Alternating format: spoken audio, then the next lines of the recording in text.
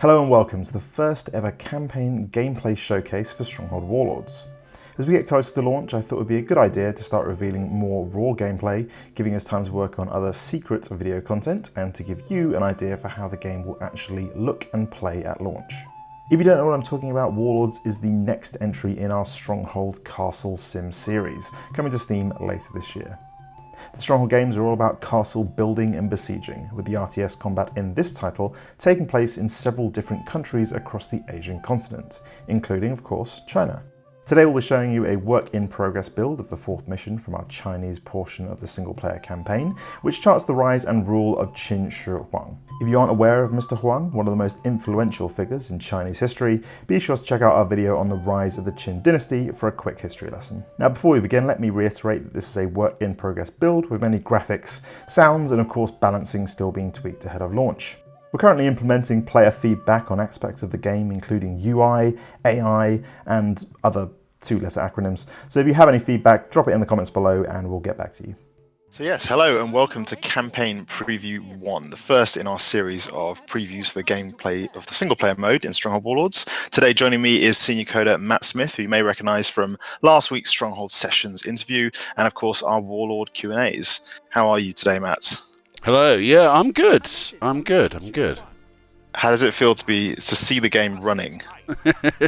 It's actual gameplay. Actual gameplay rather than sort of placing one thing down on the map, testing it, and then seeing if it works or not. Yeah, actual gameplay. It's cool. I mean, it does look good in the trailers and it does look good in videos, but there's no substitute for just seeing the game running. For sure. So today's mission is a preview of the Chinese portion of our single-player campaign. You can of course see some of the warlords there. I believe we have the mouse. I think it's the tiger and the horse in this map. I know we've got 2 economic and 1 military warlord. Yes. Which of the 3 is your favourite, Matt? If you had to pick one. Well, I actually quite like out of those, quite like the mouse. Because he's cheap and cheerful. He's quite easy to take control of. He doesn't give you the most amount of stuff in the game, but it's quite, his edicts are cheap to buy. He's cheap to upgrade. He gets the job done. Kind of an early game warlord. Yeah, and I also like the fact that we've got that kind of variety in there. Which that's something that sort of developed over time.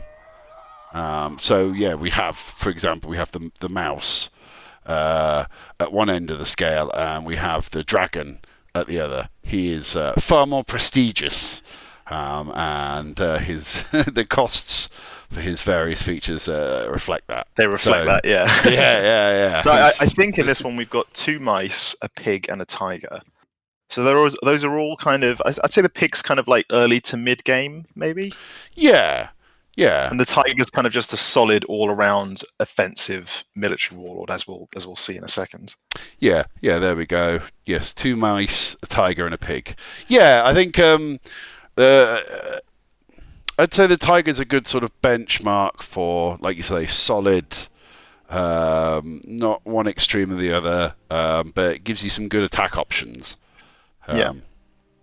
Which was quite it's an important thing to add to the Warlord system, because we'd had similar ideas, in past games, but this is the first time you'll actually be able to get other people to do your dirty work for you, which is pretty cool, and the tiger can definitely bring it. Yeah. Because it's all based on the estate system from previous games, right? So whereas in the past you'd have to imagine who is the lord of this particular estate, nearby, what kind of character they are. Whereas now you've kind of got this archetype that you can at least kind of imagine what the pig warlord looks like or what the tiger warlord looks like. I imagine the tiger having quite flamboyant attire. Yeah. Yes. But I think he's probably more worried about the sword at his side than what he's wearing, I think. Aren't we all? Aren't we all? But it's a flamboyant sword for sure. So obviously, we're going to see later in this demo that you can take over the Warlords in a variety of different ways. And while it's worth noting that the Warlord system in this campaign preview isn't the exact final version, there will be a slightly different influence system for taking over Warlords in the final game. Matt, do you want to kind of briefly talk about the influence system and how that'll differ from the kind of, the Warlord mechanics that people have seen in the gameplay videos so far? So the big difference, certainly if anyone's played the demo, they will have seen that you can sort of demand obedience. You click the button and it's done. The influence system now, you're actually having to use your diplomacy points, which you can generate through things like embassies and diplomatic buildings. You can use those points to almost like bid on certain warlords. So, and different ones will have different sort of amounts that you have to hit to be able to sort of bring them under your heel. Again, going back to what we were saying before, the mouse requires a lot fewer than say the tiger. But the key thing is that if somebody else wants to get control of them, they can invest points as well. So you can end up in a bidding war. For one particular warlord, and once and that'll work in both single player and multiplayer, won't it? I think we're adjusting it slightly between the two game modes. There might be a little bit of variation in there. Yeah. Because of the nature of the way they're going to be used because you have sort of missions with a bit of narrative to them, but then you have the skirmish of the multiplayer where it's you're dropped on the map and it's every man for himself, as it were. Yeah, of course. As in single player, our main goal is making the single player happy, whereas in multiplayer we have to make it fun and fair for everyone. So it can't be the same. That said, though, you can still bring them under your heel by force. Yep, that is an option. Which is what they're doing right now in the gameplay. I think my favourite tactic is if I have two warlords, like in this case, two warlords on my side of the river or whatever kind of geographical feature is separating me from the enemy. I like to take over one warlord by force and the other by diplomacy, and try and because I want it all right at the start. Well, I want as much as possible early on. I like the idea of being a sort of puppet master and. Never actually, recruiting any troops myself, just being sneaky and hanging back and doing the work through others. But but one thing there was a fairly recent change that we've made is to how the sort of capturing by force works. So now, previously you'd kill the warlord.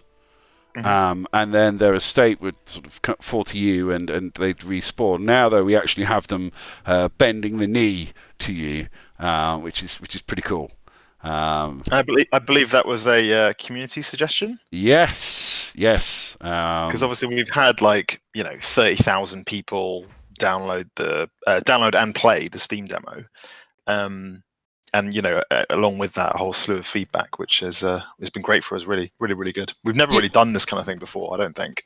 Yeah, I mean, it was development.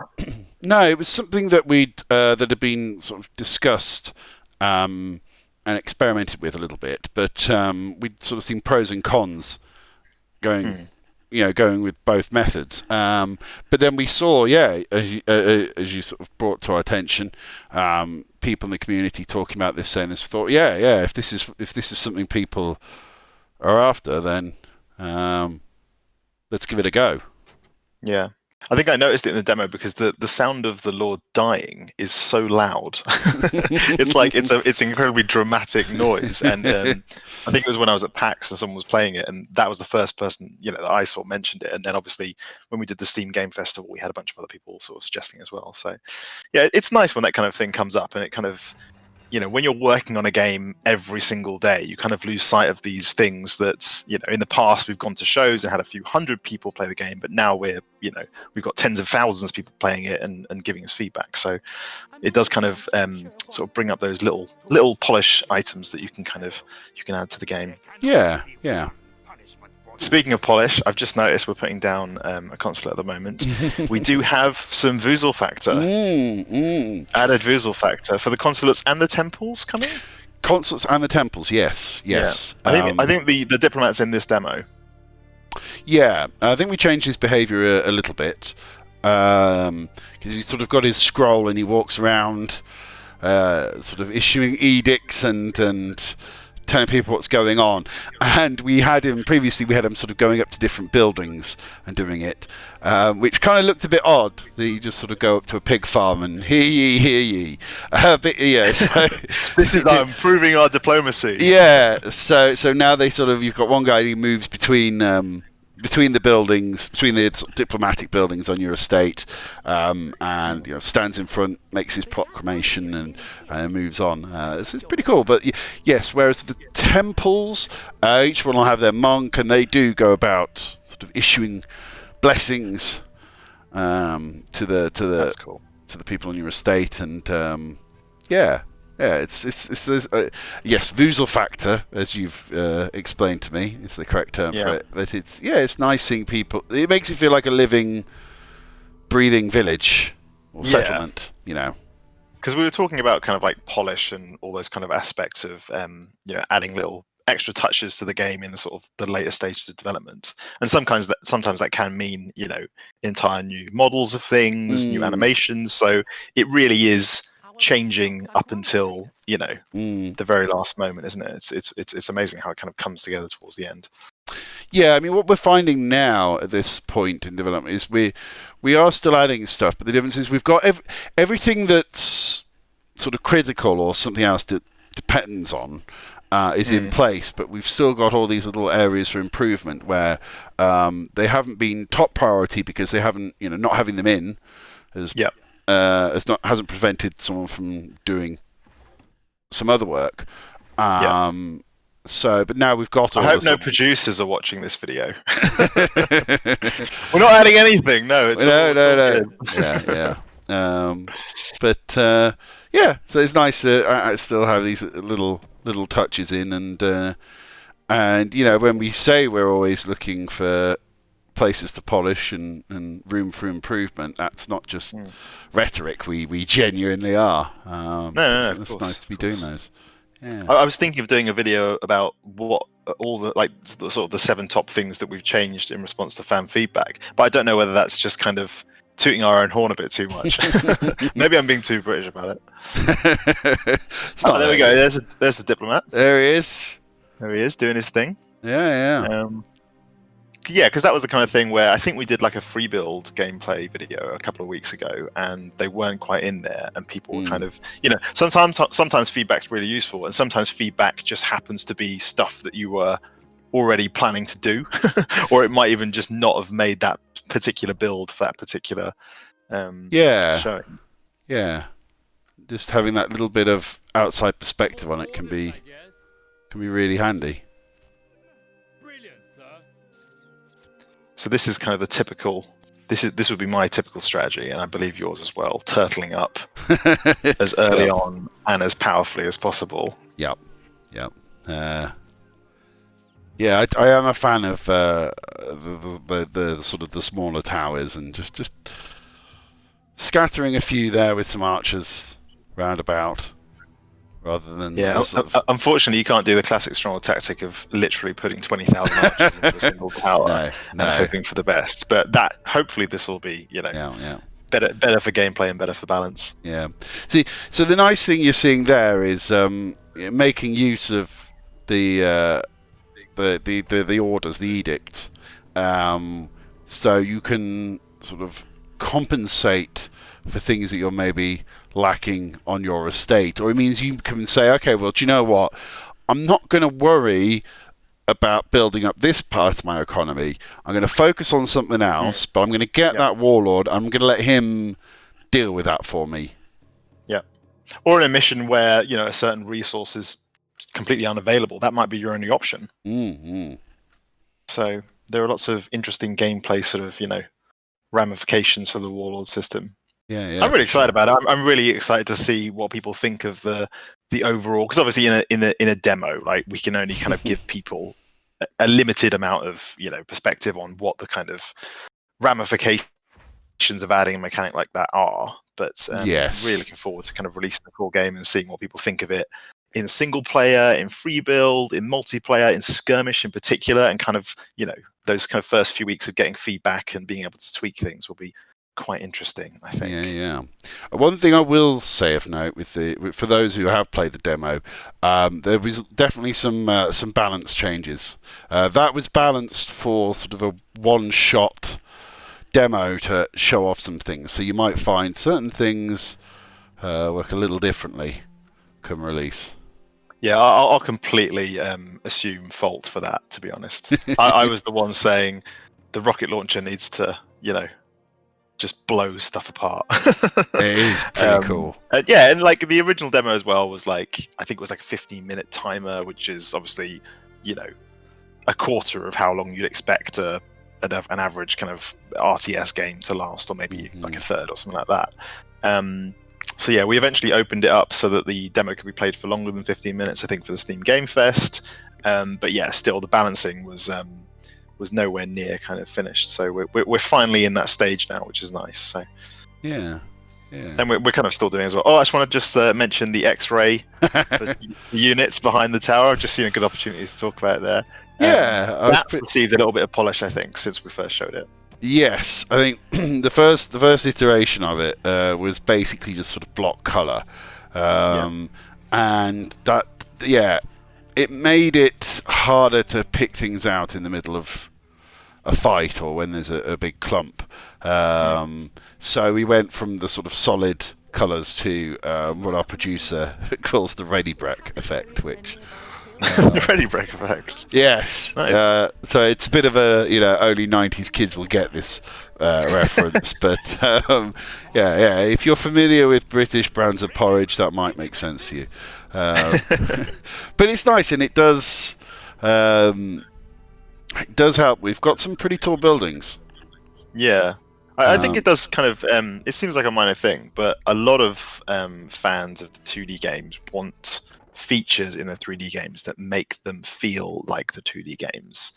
And I'm not kind of belittling that at all. People want the kind of precision of an early RTS game, and adding stuff like that means that 3D doesn't mean you lose troops, or you get attacked by troops that you can't see, or you put them in the wrong place or whatever. So it seems like a little feature, but it's something that kind of removes the frustration that I think a lot of RTS, and having played some of the remasters of other RTS games recently, it's quite clear how many frustrations there were in the RTS genre, and there still can be today. So I think it's a small but important addition.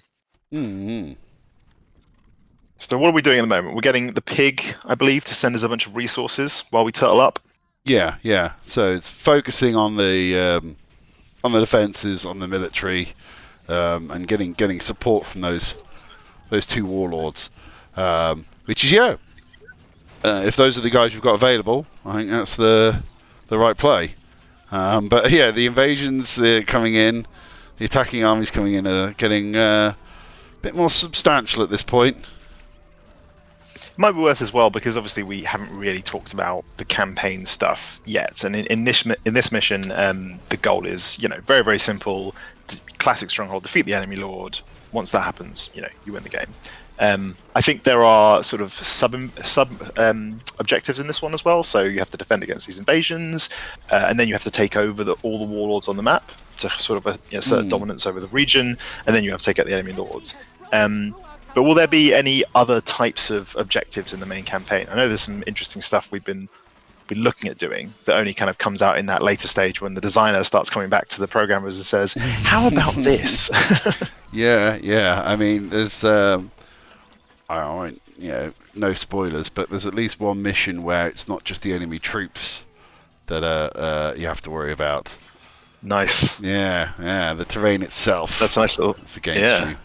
Awesome. And obviously we'll have the one thing we're working on at the moment is the event system.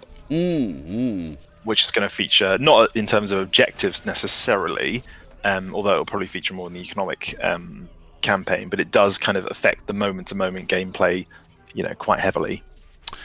Yeah, and I think we've got quite a bit of variety in those this time around.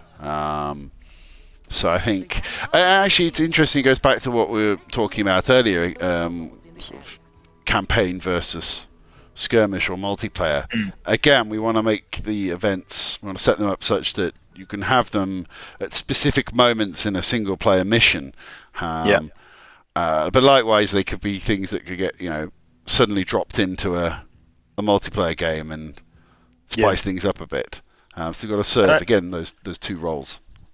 I do think as well, like the Warlord system is going to function fairly similarly in multiplayer to that, in the sense that each map you're playing. Say there are, I don't know how many maps are going to be in the final game, but say there are 5 or 10 maps in the final game at launch.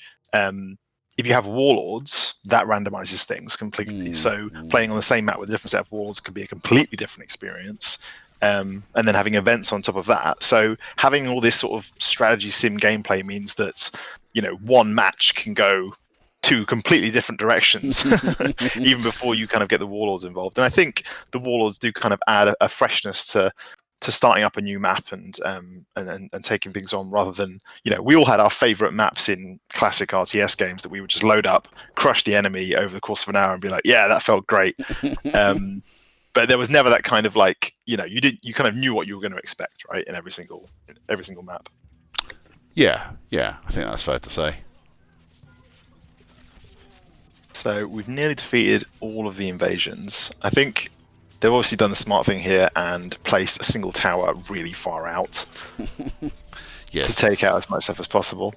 And we're seeing some nice use of the automated arrow towers. Yep.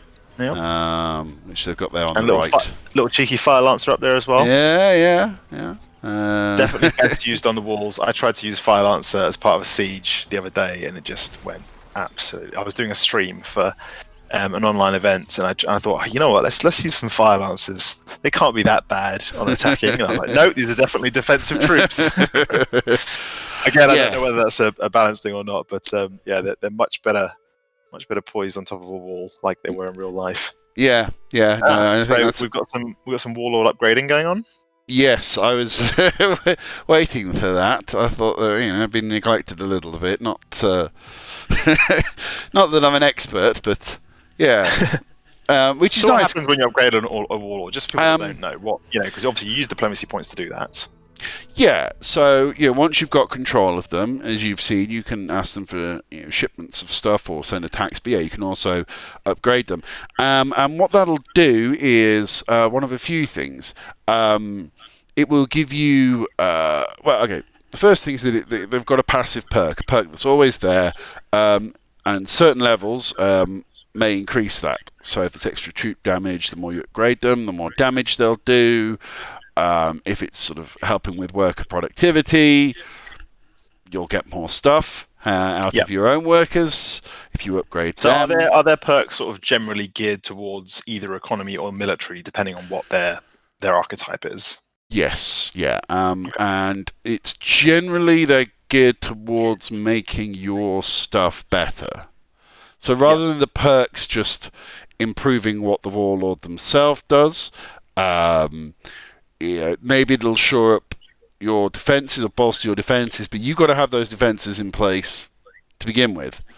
Mm-hmm. And I think that's quite an important sort of design choice that we made. Was they? They don't suddenly give you like a crazy defense just because you own the Turtle Warlord, for instance.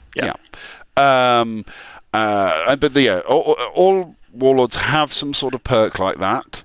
And those do get better as you upgrade them. The orders or edicts that you can issue to them, which in this playthrough you've seen primarily used to get more resources, they'll improve. So maybe they'll drop off more resources. They'll send more reinforcements. A whole bunch of stuff. But also, along with those, you can get, depending on the Warlord and their playstyle, the option to upgrade their castle. So potentially, you could build up your diplomacy points, take one of them over diplomatically, and then or in the immediately... case of what's happening now, just go and attack them. yes. But that's it. If I saw you were building up your army, I'd grab the wall and be like, quick, build up your walls, because Nick's coming. So that's another thing you'll be able to do through the upgrade. In fact, yes, you can see it there. Upgrade castle. Yeah, now we're finally seeing a military focused warlord here. Yes. And because it's RQA playing, of course they have 1,000,001 diplomacy points already. So they've just basically fully upgraded the Tiger Warlord. And yeah, let's talk a little bit about kind of what the military focused ones can do, right? So we've got the Tiger, we've got the Dragon, a few others that can kind of do that kind of thing. The things they can do, right? They can attack the enemy for you, so you can launch small or large attacking siege armies. I believe they can build, a few of them can build siege camps as well. Yeah. In their estates. You could use them as like a forward operations, base. That's exactly it. Yes, you've nailed it. That's forward I only know base. about that term by playing video games. Either playing video games or serving in the army is the only way you learn the term forward operations base. Yes. But yeah, so they can do that as well. Obviously, they can upgrade their castles. So if you want to, prevent the enemy from being able to just march an army right in and take it. I like to station some troops near each warlord just to kind of give them some kind of resistance. And also, top tip, you get the whole your troops are under attack audio cue when that happens, and it pings you on the minimap. So if someone's trying to do a sneaky maneuver where they take over one of your warlords by throwing some sneaky type troops or some fast attack troops at it, you get that ping. You can move over there straight away and kind of try and do something about it. Yeah, actually, as of sort of a fairly recent change, I don't know if I'm giving away too many secrets here, but with the sort of capture by force, actually, an opponent won't be able to take them off your hands if you have some troops stationed next to them. So you could take over a warlord and send him your own bodyguard to protect him. Yep. And that actually,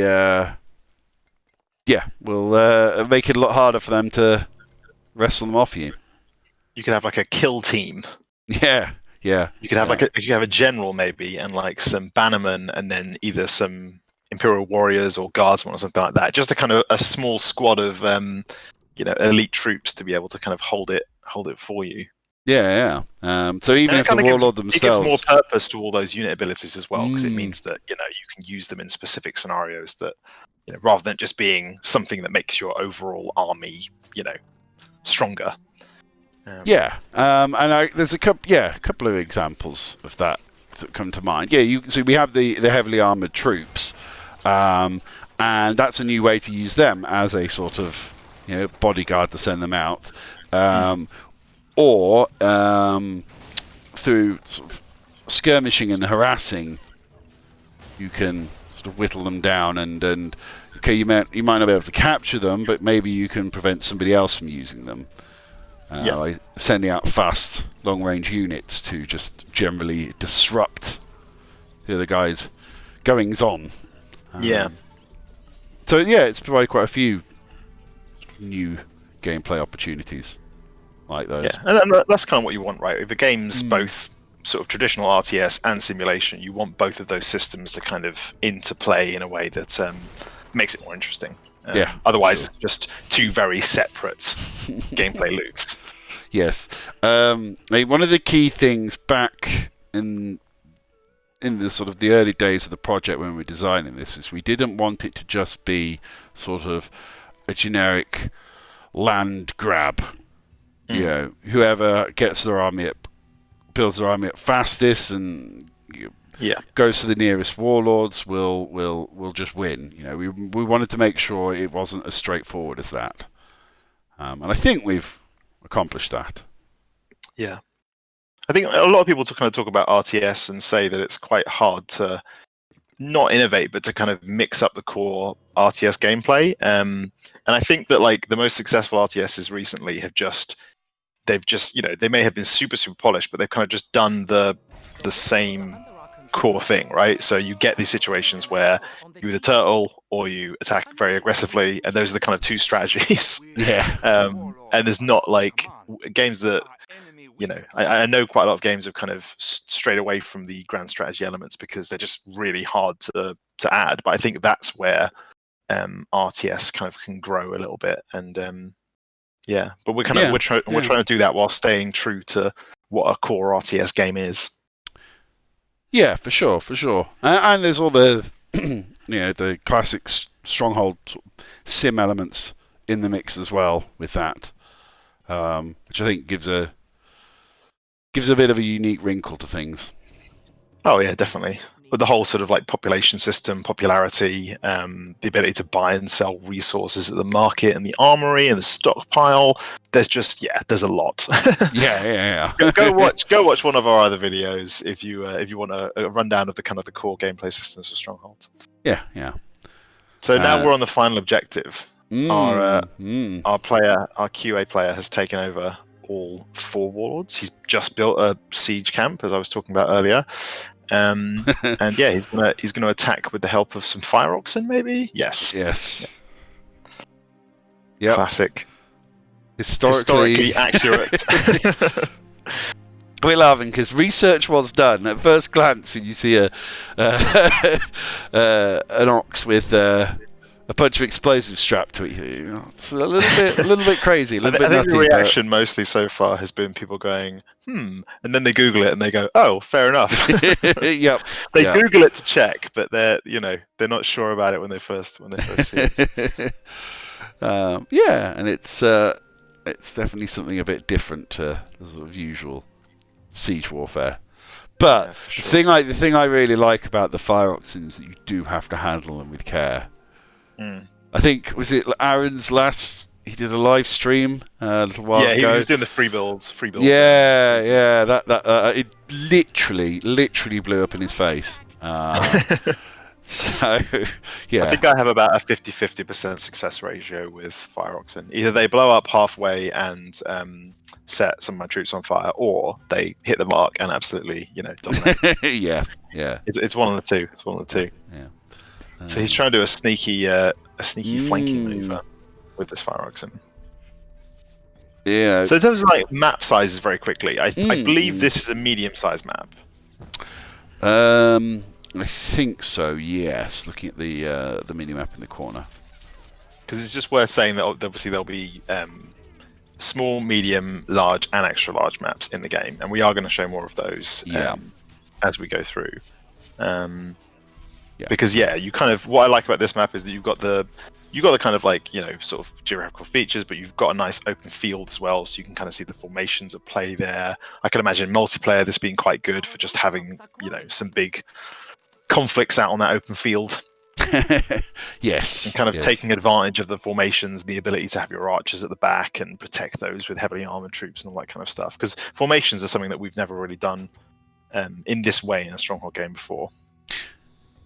No, and it does certainly make for quite an impressive sight when you sort of build up the force and they're all marching in lockstep. Especially being able to control each unit individually, like as a sort of old school. I was going to say proper RTS, but what I mean is like an old school sort of classic style RTS. Yeah. Rather than squads. Yes. You've got your micro and your macro and all that. Exactly. Yeah. So that warlord has built a siege camp there, and you can basically use that as if that was your estate, right? Yeah. You can build stuff from it, all that kind of stuff. Yeah. And a savvy opponent may go after it and take it down, but you do have the potential to build another one. You can see there in the menu, it's actually disabled because you can only have one at a time. Right. I think otherwise things might get a little crazy. Yeah. Where did those 400 catapults come from? Yes. Yes. It does throw up the question though, is there such a thing as too many fire oxen? I don't know if I have the answer to that, but now I think I've used the term pincer attack about 50,000 times since we announced Warlords, but what we are going to see now is a bit of a pincer attack. But the nice thing about it is, like, because you've got this forward operations base, you can just build the army out there. You don't have to do this thing where, in loads of RTS games where you build up this massive base and you produce an army and then you have to get that army across the entire map to get anywhere near the enemy. You can just build them straight from there, which is cool. Yeah, and one of the another sort of military ability we didn't touch on before is sort of relief forces, reinforcements. So you can actually get them to effectively recruit troops for you, which will then sort of spawn there. So again, it gets... See, here's a term, force projection, I believe it's called. Right. Yeah. And those relief forces, they're not under your direct control, are they? You can tell them to attack a specific enemy. There are different forms. Okay, forms. Cool. Yeah. So some might attack sort of autonomously for you, but others you then might be able to take control of them to add them to your own forces. Ah, cool. Yeah. I don't think we've featured that in any demo so far. I think all we've had so far is just, and of course it's super useful being able to send a force to attack an enemy, but having them just bolster your forces, and that's something that people were kind of asking about that was already in the plans, but just not entirely ready to show yet. Yeah, I hope I haven't deprived you of a reveal there, Nick. No, that's good. That's good. I think we're getting towards sort of a nice stage in the marketing cycle where we've kind of revealed like a lot of our sort of major items, so now we can just kind of relax. The game's ready to show, so we can kind of just talk about it. It's quite a nice kind of stage to be at. Really, it's all just about finishing up all those loose ends and then polishing the hell out of it. Yeah. So as we can see now, we've kind of got balance that's probably a bit more representative of what the final game's going to be like. Yeah. I'm pretty sure in the demo, one rocket launcher would have taken out that tower. Yes, that's why I was having a chuckle. I was thinking back to previous balance passes. Yeah, which was a hell of a lot of fun, but probably didn't lend itself to longevity. Gameplay-wise. So I guess just because we're kind of getting towards the end of the demo now, it's probably just worth mentioning, a few things people can expect to change between now and launch. So obviously we've got the influence system, which will show off, when it's ready, when we've had an art pass on that and it's ready to show. The UI is going to obviously get finished at some point because this is kind of just demo UI that we put together functionally. And you can see a few updates to it, like you've got the little icons next to each building type, so you can see what they produce. So that's just much easier. But all that kind of black space is going to be filled out, and you'll see a few sort of minor changes and additions to the UI based on a lot of the feedback we got from the Discord community in particular. We solicited feedback for that directly, so that will be changed. I can't really think of anything else. Obviously, more wuselfaktor, more sort of graphical polish. There are some models that we haven't shown yet. Obviously, some units that we haven't revealed, siege weapons we haven't revealed, and other types of models in the game that are kind of still going to be added to it. But I don't know. Can you think of anything else to sort of point out to sort of bear in mind? Obviously, there's the occasional bit of localization tags to be added. I've noticed once or twice around here, but yes. I'm trying to think. I know I still have a few visual improvements. On my docket. Again, Matt just for everyone who doesn't know, Matt is the shader person at Firefly. So any graphical shaders, any nice graphical shaders that we added to the game, that's 99% sure to be Matt. Yeah, the outlines, even getting the walls to follow terrain. That's all done. Not entirely, but yes, a large part of that's done. Through that. I've only learned really what graphical shaders were in the last few years. It's amazing what you can do with a shader. Yeah. I enjoy working on them because you plug in a bunch of maths and you get something that looks nice out of it. So it's pretty fun. Yeah, and everyone goes, "What artist did this?" And you went, Not an artist, my friend. It's all just numbers. Yes. Yeah. Numbers and equations. Yeah. Yeah. Yeah. So it's and there's there's a couple more things along those lines. Cool. And a bit of pizzazz. We're getting towards the end of the video now. I can see that we're about to swarm the tower. So thank you very much, Matt. My pleasure. We will, I'm sure, talk to you again in a future video as we go through more campaign previews.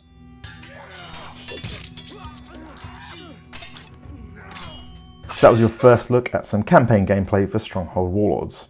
Matt and I hope you enjoyed this look at our current build of the game, and remember, if you have any questions or feedback, you can join the Stronghold Discord, where we both hang out during the week and talk to players. If you're looking forward to the launch of Stronghold Warlords, you can of course head on over to the Steam page and give the game a wishlist.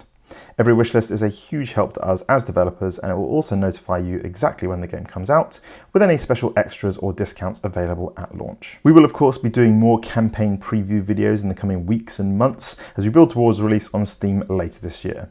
So if you liked today's video, be sure to give us a like and subscribe to Firefly Studios on YouTube for more Stronghold Warlords and Romans Age of Caesar goodness every month.